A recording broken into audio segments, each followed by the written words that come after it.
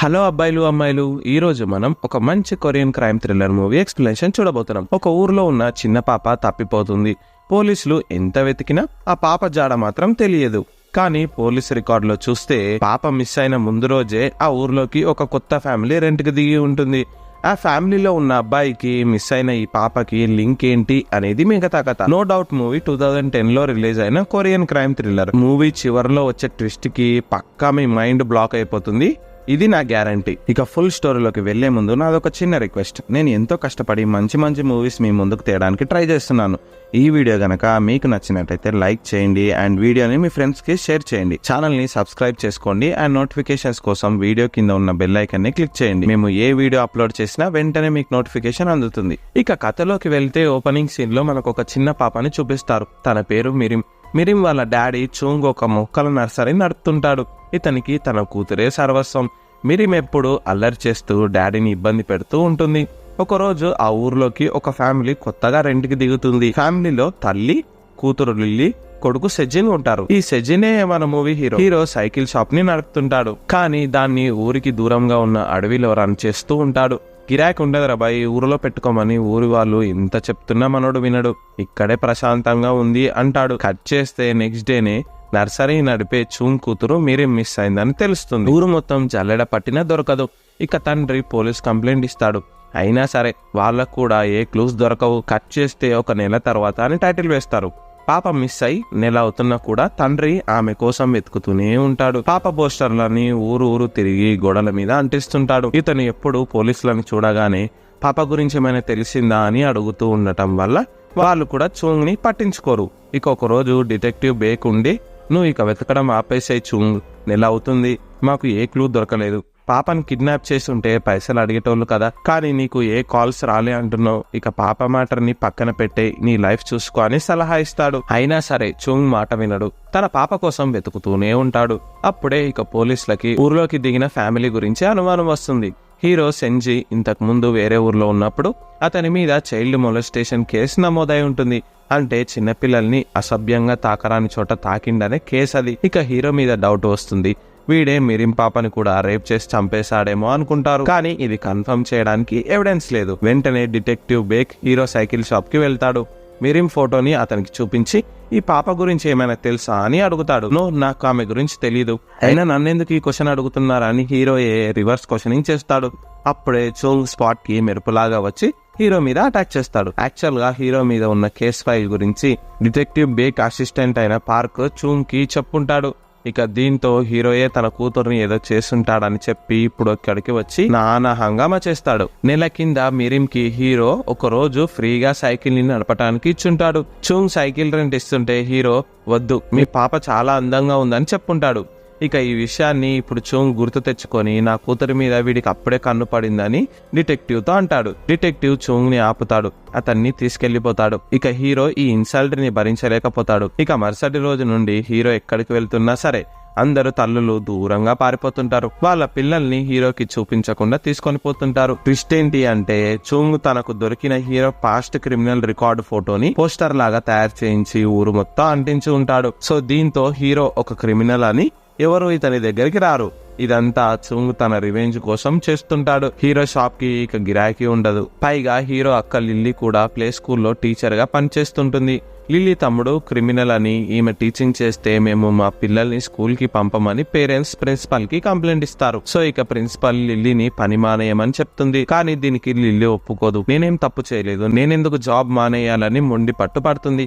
Past లో తన తమ్ముడి మీద కేసు ఉన్నప్పటి నుండి అక్కకి తమ్ముడికి మాటలు లేవు. హీరో తన అక్కతో మాట్లాడాలని ఎంత ట్రై చేసినా సరే అక్క హీరోని అసహించుకుంటుంది. హీరో నిజంగానే తప్పు చేశాడని లిల్లీ నమ్ముతుంది. కానీ తల్లి మాత్రం హీరో ఏ తప్పు చేయలేదని అతనితో మంచిగా ఉంటుంది. ఇక కట్ చేస్తే ఇప్పుడు ఊరి సర్పంచ్ భార్య స్కూల్ పిల్లల తల్లుల్ని వెంట తీసుకొని హీరో ఇంటికి వస్తుంది. మీరు ఊరు వదిలి వెళ్ళిపోవాలి. మీ కొడుకును చూస్తుంటే పేరెంట్స్ ఇక్కడ పీస్ఫుల్ గా ఉండలేకపోతున్నారు.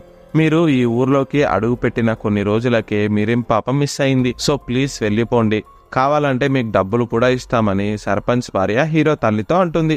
దీనికి అక్క లిల్లీ ఒప్పుకోదు. మేము ఎన్ని ఊర్లన్నీ తిరగాలి, మేము వెళ్ళమని వచ్చిన వాళ్ళతో కరాఖండిగా చెప్పేస్తుంది.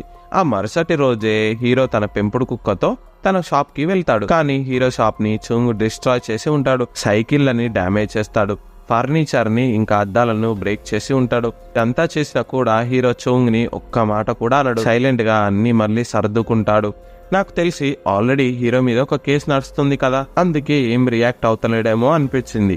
కట్ చేస్తే ఆ రోజే మిట్ట మధ్యాహ్నం పూట తోటలో పనిచేసేందుకు లేడీ రైతులు చేనుకు వెళ్తారు.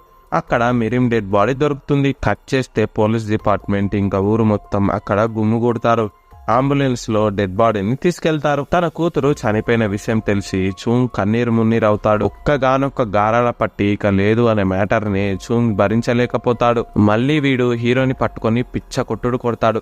చిన్నపిల్లని ఎలా చంపగలిగావురా, నువ్వు ఒక మృగానివి అంటూ చూంగ్ హీరో మీద చేసుకుంటాడు. అయినా సరే హీరో తిరిగి చూంగ్ ని ఏమనడు. అప్పుడే ఇక డిటెక్టివ్ వచ్చి చూంగ్ ని పట్టుకెళ్తాడు. మిరిం డెడ్ బాడీని డాక్టర్స్ పోస్ట్ మార్టం చేస్తారు. రిపోర్ట్స్ రావడానికి 3 days టైం పడుతుంది.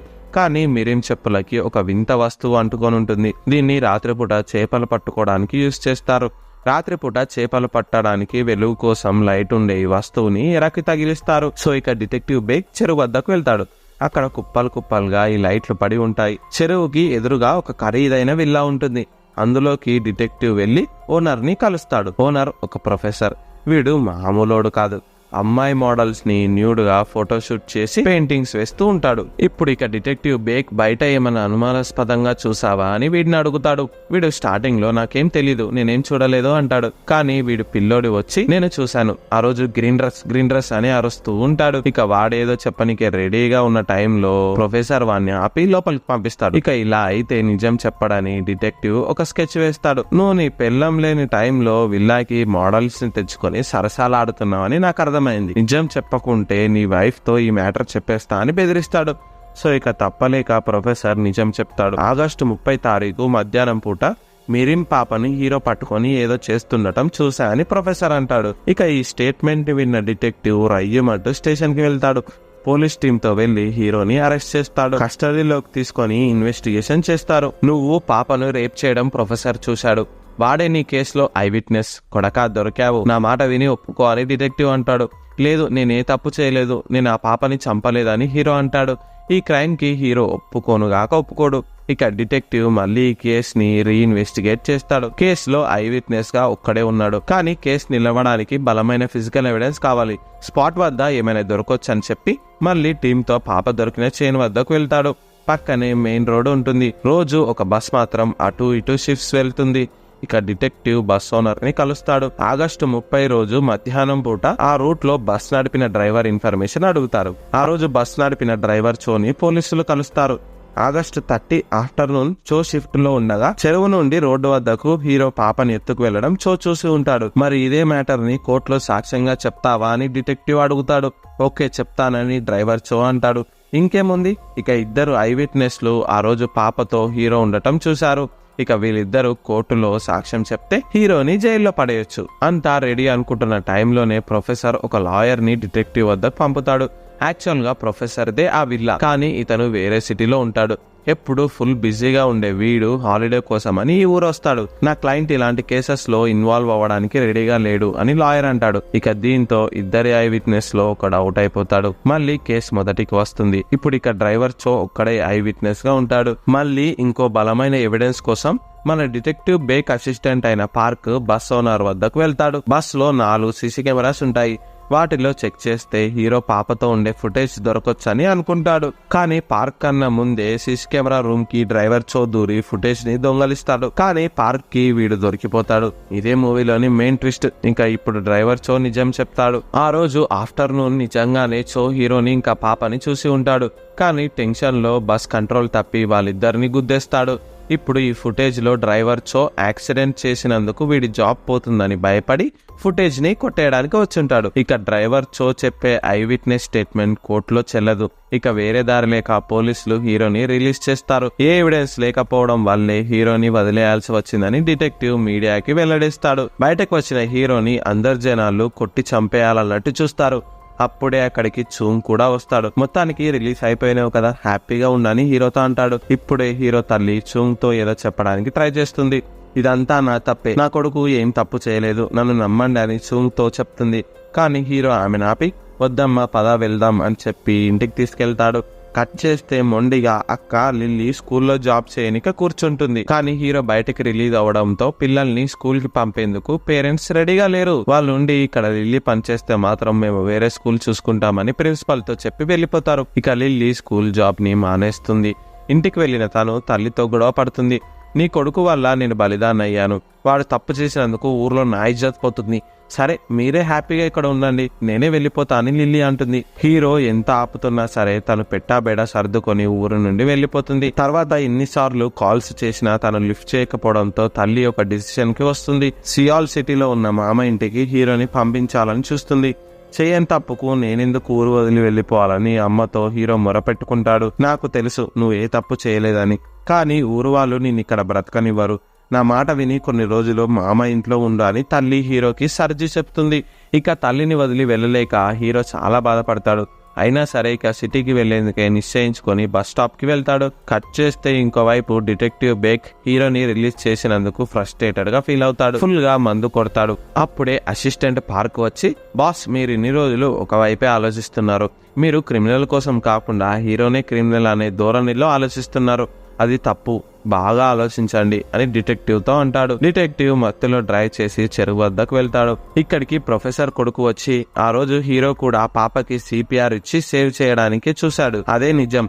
దీన్నే ఆ రోజు మీకు చెప్పడానికి ట్రై చేస్తుంటే మా నాన్న నన్ను ఆపిండని చెప్పి ట్విస్ట్ ఇస్తాడు. వెంటనే సాక్ష్యం చెప్తా అని మాట తప్పిన ప్రొఫెసర్ వద్దకు పరుగు తీస్తాడు డిటెక్టివ్. ఎందుకు సాక్ష్యం చెప్తా అని చెప్పలేదు, నిన్ను ఎవడాపాడు చెప్పు అని డిటెక్టివ్ వాడి గల్లా పట్టుకుని నిలదీస్తాడు. ఇక ఇప్పుడే ప్రొఫెసర్ ఒక మాట చెప్తాడు. నేను హీరోని పాపతో ఉండటం చూసా అని చెప్పినా, అంతేకాని రేప్ చేస్తున్నాడని నేనేం చెప్పలేదు. నువ్వే దాన్ని ఊహించుకున్నావు అని ప్రొఫెసర్ డిటెక్టివ్ తో చెప్తాడు.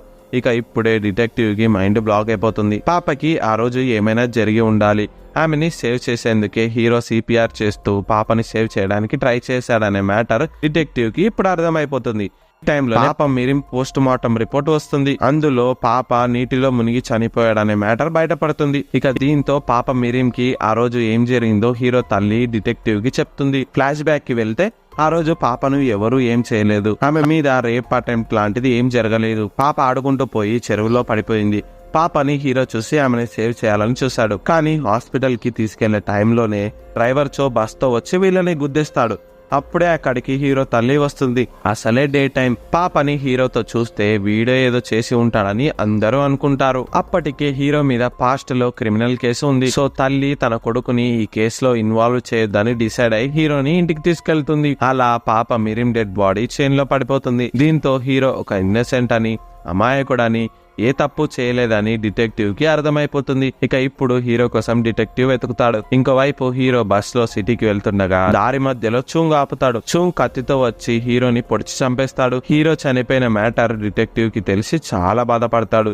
తెలిసి ఒక ఇన్నసెంట్ ని కాపాడలేకపోయా అని గిల్టీగా ఫీల్ అవుతాడు. కట్ చేస్తే హీరో ఏ తప్పు చేయలేదని చూంగ్ కి కూడా తెలిసిపోతుంది. హత్య చేసినందుకు గాను చూంగ్ కి జైలు శిక్ష పడుతుంది. కోపంతో ఊరు వదిలి వెళ్లిపోయిన అక్క లిల్లీ హీరో ఫ్యూనరల్స్ కి వచ్చి తమ్ముడి ఫోటో పట్టుకొని బాధపడుతుంది. ఇక్కడే మూవీ ఎండ్ అవుతుంది. నాకు ఈ మూవీ అంత బాగా నచ్చినా కూడా హీరో నోరు తెరిచి పోలీసులకి నిజం ఎందుకు చెప్పలేదో అర్థం కాలేదు. అండ్ పాస్ట్ లో జరిగిన కేసులో కూడా హీరో నిరపరాధని రివీల్ అవుతుంది. హీరో ఒక అడుగు ముందుకు వేసి, ఆ రోజు ఇలా నీ కూతురు చెరువులో పడితే నేనే సేవ్ చేయడానికి ట్రై చేసిన అని చూంగ్ తో అంటే నమ్మేవాడా కాదా? కమెంట్స్ లో చెప్పండి. ఈ వీడియో కనుక మీకు నచ్చినట్టయితే వీడియోని లైక్ చేయండి, షేర్ చేయండి. ఛానల్ ని ఎవరైతే సబ్స్క్రైబ్ చేయలేదో సబ్స్క్రైబ్ చేయండి అండ్ మాకు సపోర్ట్ చేస్తూ ఉండండి. Thank you.